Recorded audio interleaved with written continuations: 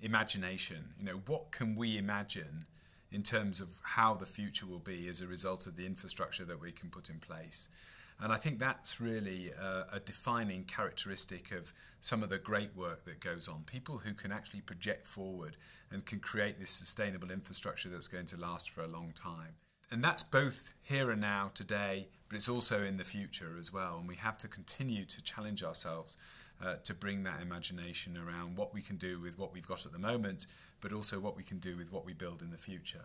Well, our aspiration is to eradicate poverty by 2030 and create shared prosperity in a world which is sustainable and sustainable for the longer term.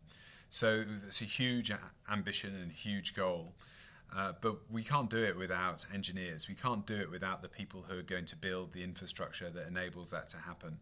And we can't build it without the people who are committed to making better lives for others. If you look at the enduring civil engineers of the past, Isambard Kingdom Brunel, Bazalgette, who designed the sewers in London, and many others, they have long-term visions of what they want to achieve.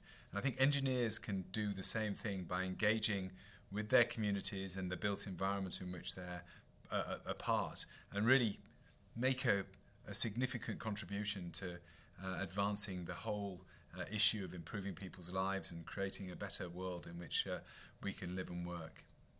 I think on a more practical level, and I would say this, wouldn't I?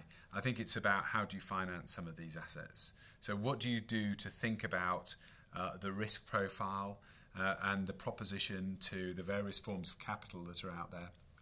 And how do you structure the projects in a way that enables that finance to flow, supported by the public sector side of things, and then the private sector commitment in terms of the risk that they can absorb and that they can take.